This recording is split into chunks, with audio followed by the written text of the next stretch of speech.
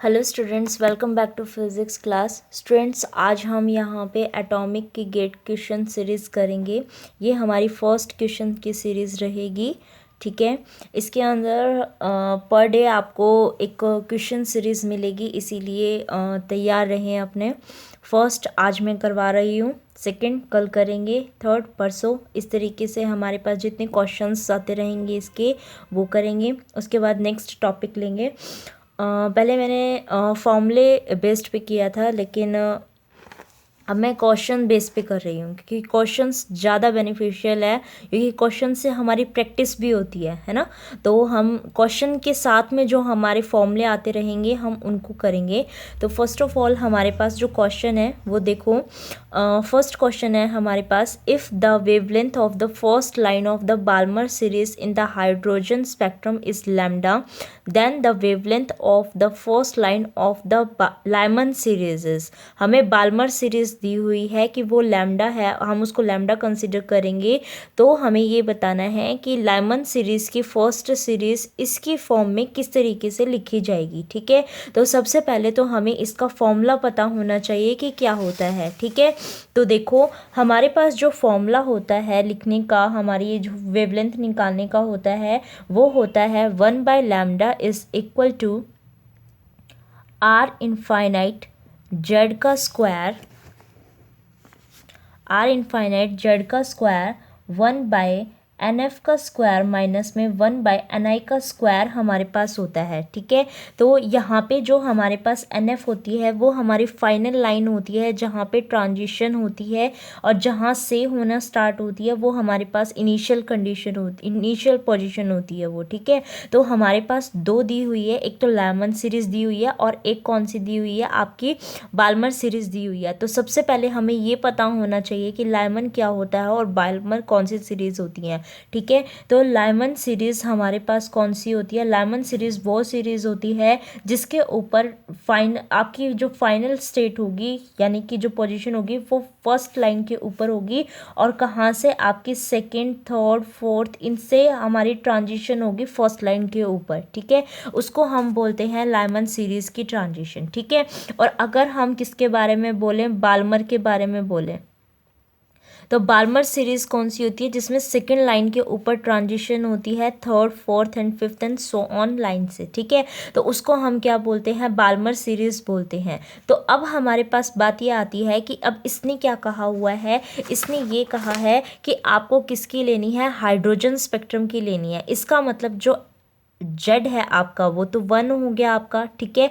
और हमें किसकी बतानी है? फर्स्ट लाइन के बारे में ही बात करनी है, ठीक है। तो फर्स्ट लाइन क्या होती है स्टूडेंट्स? फर्स्ट लाइन वो होती है जो सेकंड से इसके ऊपर, फर्स्ट के ऊपर ट्रांजिशन होगी, वो फर्स्ट लाइमन सीरीज होगी। जो आपकी थर्ड से सेकंड के ऊपर ट्रांजिशन होगी उसको बोलते हैं first line of the Balmer series, ठीक है। तो हमारे पास थर्ड से 2 पे ट्रांजिशन जो होगी और सेकंड से फर्स्ट पे होगी, वो क्या होगी? थर्ड से 2 के ऊपर वो first line of the Balmer series, और सेकंड से 1 के ऊपर होगी, उसको बोलते हैं first line of the Lyman series, ठीक है।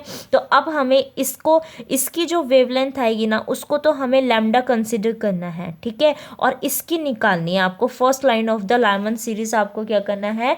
कैलकुलेट करना है। तो अगर इस तरीके से आपके पास है, देखो, तो अब इसको करते हैं। तो हमारे पास फॉर्मूला ये था, इसके अंदर पुट कर देते हैं। तो 1/λ ऑफ लाइमन सीरीज आपकी किसके इक्वल हो जाएगी? आर इनफाइनाइट, ठीक है। और आपको क्या है, ये जेड का स्क्वायर तो हमारे पास किसके इक्वल हो गया? 1 के इक्वल ही हो गया, ठीक है, क्योंकि हाइड्रोजन के लिए जेड 1 होता है। और यहाँ पे कितना हो जाएगा हमारे पास? 1/1 का स्क्वायर माइनस में 1/2 का स्क्वायर, क्योंकि 2 से हमारे पास फर्स्ट के ऊपर ट्रांजिशन होती है, ठीक है। उसके बाद हमारे पास यहाँ पे क्या आता है, किसकी फॉर्म में? आपको बाल्मर की फॉर्म में बताना है ना, तो ऊपर को बाल्मर ले लो, ठीक है। तो यहाँ पे कितना हो जाएगा? एक बार इसको डिवाइड कर लो, फिर वो कर देंगे चेंज, कोई बात नहीं, ठीक है। तो बाल्मर की सीरीज ने क्या बोला है? बाल्मर के लिए वेवलेंथ जो है वो तो आपको लैम्डा ही कंसिडर करनी है, वो मैंने लैम्डा कंसिडर कर ली है, जो कि किसके इक्वल हो जाएगी? आपकी आर इनफाइनाइट, यहाँ पे कितना हो जाएगा आपका? 1/2 का स्क्वायर माइनस में 1/3 का स्क्वायर हमारे पास हो जाएगा, ठीक है। तो यहाँ से देखो हम करते हैं, तो लैम्डा ऊपर चला जाएगा, ये नीचे आ जाएगा, है ना, ऐसे ही होएगा ना। तो लैम्डा अपॉन में लैम्डा एल किसके इक्वल हो जाएगा आपका, आर इनफाइनाइट से तो ये कैंसिल हो गया, इसको सॉल्व कर लीजिए।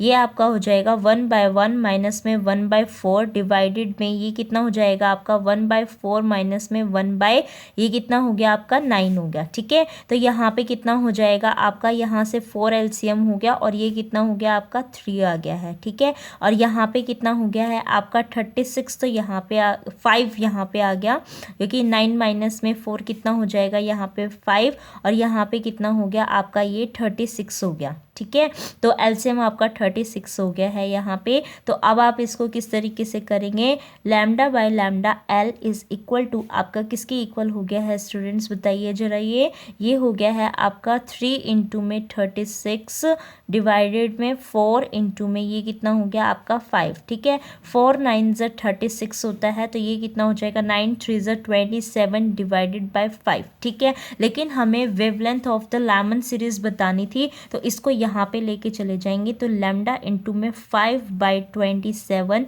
इज इक्वल टू किसके इक्वल हो जाएगा, wavelength of the Lyman series. ठीक है, तो ये हमारे पास क्या हो गई है, wavelength of the Lyman series आ गई है। इसका मतलब जो हमारा करेक्ट ऑप्शन है वो हमारे पास कौन सा हो गया है, हमारा सेकेंड, 5/27 लैम्डा।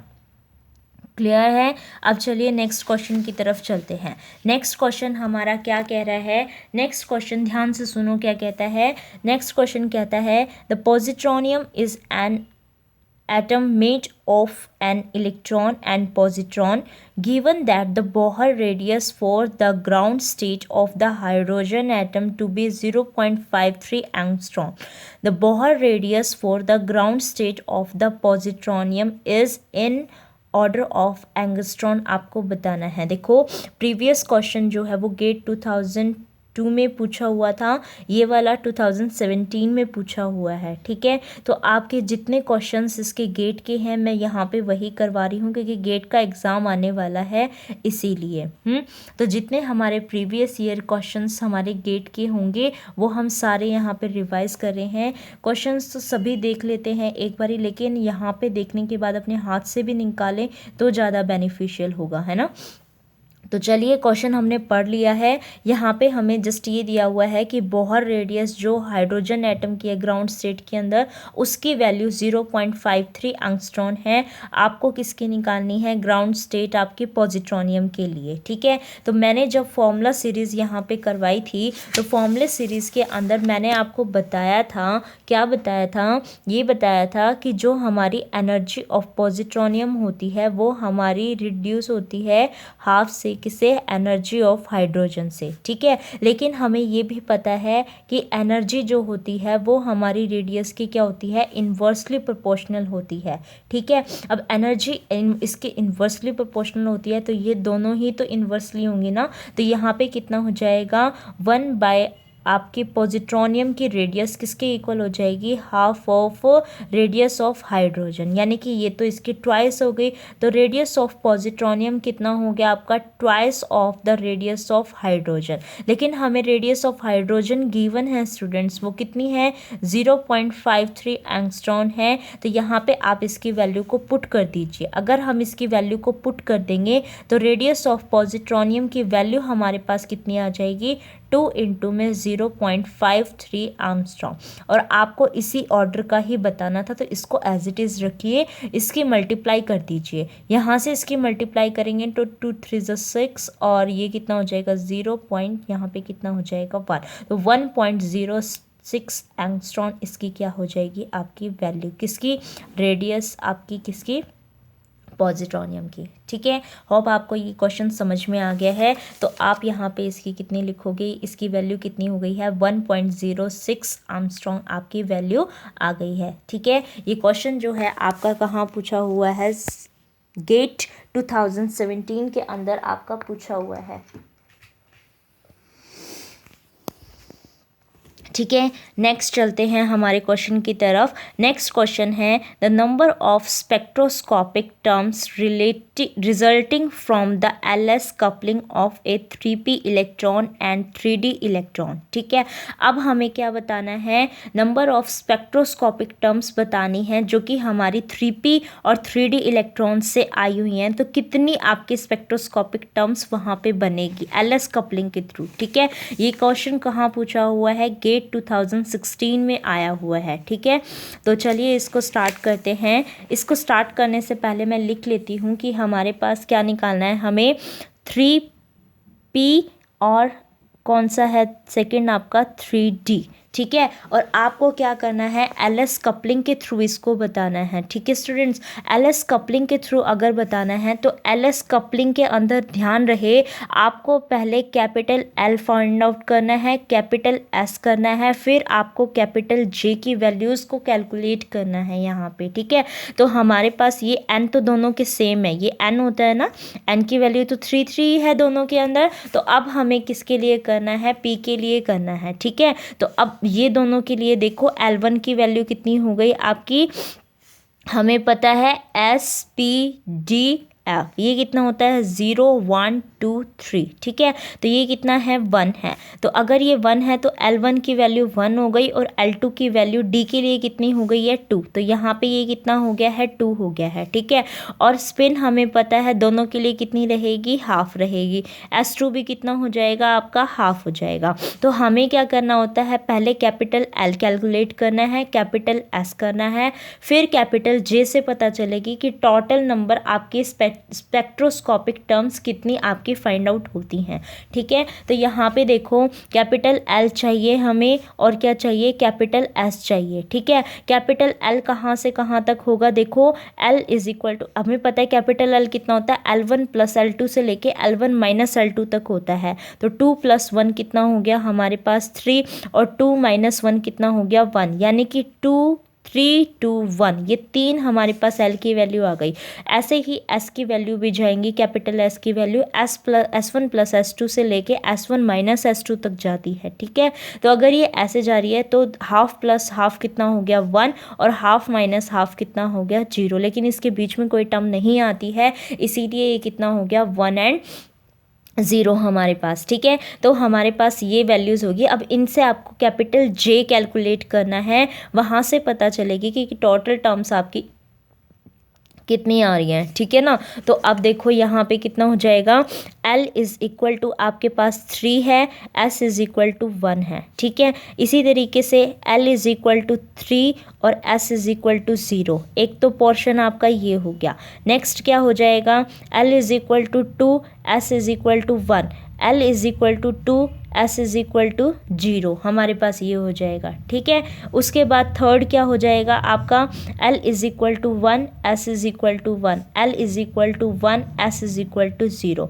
यहाँ से स्टूडेंट्स जो आपके J निकलेंगे ना, वो आपको फाइनल बताएंगे कि आपकी कितनी टर्म्स स्पेक्ट्रोस्कोपिक टर्म्स कैलकुलेट यहाँ पे इवेलुएट हो रही हैं। ठीक है, अब देखो कैपिटल J कितना होता है, L + S से लेके L - S, यही होता है ना। देखो 3 + 1 से लेके 3 + 1 कितना होता है 4, 3 - 1 कितना होता है 2, तो टोटल कितनी होगी 4 3 2।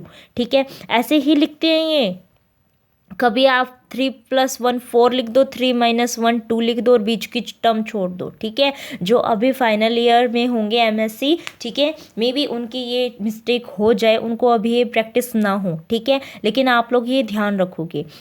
यहाँ पे कितना हो जाएगा J, यहाँ पे 3 + 0 और 3 - 0, वो 3 ही रहेगा। ठीक है, उसके बाद यहाँ पे J कितना हो गया आपका, 2 + 1 कितना हो गया 3, 2 - 1 कितना हो गया 1, तो ये कितना हो जाएगा 3 2 1। ठीक है, यहाँ पे J की वैल्यू कितनी हो जाएगी आपकी 2 ही हो जाएगी, क्योंकि 2 + 0 और 2 - 0 2 ही होता है। यहाँ पे कितना हो जाएगा आपका 1 + 1 2 हो जाएगा, 1 - 1 कितना हो जाएगा 0, तो ये कितना हो जाएगा 2 1 0, क्योंकि बीच में एक टर्म आती है यहाँ पे। ठीक है, उसके बाद यहाँ पे कितना हो जाएगा, L + 1 कितना होता है 1 और L - 1 भी 1 + 0 भी 1 होता है, 1 - 0 भी 1 ही होता है। अब आप कैलकुलेट करो, इसकी टोटल टर्म्स कितनी हो गई 3 3 3 1 1 1 कितना हुआ बताइए? 12 हो गई है ना। ठीक है, तो हमारे पास कितने टर्म्स आ गई हैं यहाँ पे? 12 terms. We have here 12 terms. Okay, तो यहाँ पे हम इसका आंसर बता सकते हैं कि जो हमारे पास 3p और 3d इलेक्ट्रॉन होती है, अगर हम LS कपलिंग का यूज़ करते हैं तो वहाँ पे कितनी टर्म्स आती हैं? हमारी 12 टर्म्स आती हैं। ठीक है, अब नेक्स्ट क्वेश्चन करते हैं, क्वेश्चन नंबर 4।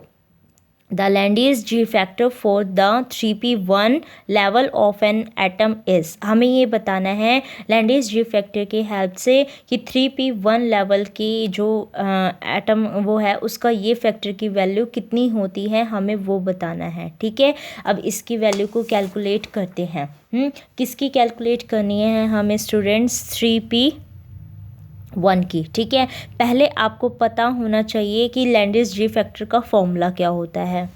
तो पहले तो हम ये बताते हैं लैंडिस जी फैक्टर का फॉर्मूला क्या होता है। ठीक, लैंडिस जी फैक्टर को रिप्रेजेंट किया जाता है स्टूडेंट्स जी से। ठीक है, इसकी वैल्यू होती है 1 प्लस में जे इंटू में जे प्लस में 1 प्लस में s इंटू में s प्लस 1 माइनस में l into l plus 1 divided में 1 के नीचे नहीं होता बस ये। ठीक है, तो 2 इंटू में जे प्लस 1, क्योंकि स्टूडेंट क्या करते हैं, यही गलती करते हैं, वो इसके पूरे के नीचे लगा देते हैं कई बारी, है ना, तो वो गलत हो जाएगा। आप ये चीज़ ध्यान में रखें, इस फैक्टर के नीचे ही ये आएगा बस। ठीक है, अब देखो यहाँ से भी तो पता होना चाहिए कि क्या होता है एक्चुअली में। जो आपका ये टर्म होती है ना पूरी की पूरी, ये टर्म आपकी कैसे रिप्रेजेंट होती है? ये टर्म स्पेक्ट्रोस्कोपिक आपकी इस तरीके से होती है 2s प्लस में 1, 2s प्लस में 1, यहाँ पे l होता है और ये आपका j। ये क्या होता है स्टूडेंट्स? मल्टीप्लिसिटी होती है पूरी। 2s प्लस में 1 इज़ द मल्टीप्लिसिटी, है ना, तो ये हमारे पास मल्टीप्लिसिटी, ये l की वैल्यू बताएगा और ये j की वैल्यू बताएगा। तो यहाँ से हमें पता चल गया है कि j हमारे पास कितना होता है, क्या हो गया यहाँ पे 1।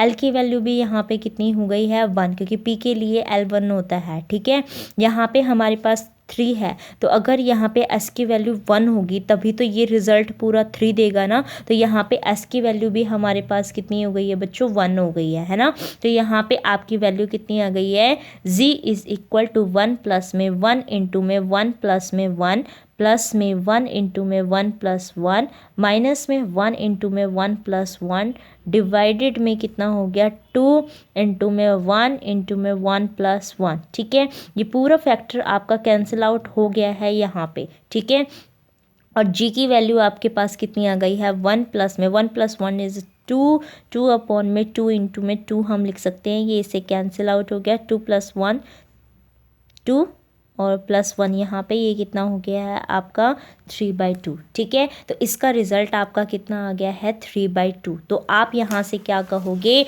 कि हमारे पास जो लैंडिस जी फैक्टर है 3p1 का, उसका वैल्यू कितना आ गया आपका 3/2। So second B is the correct answer.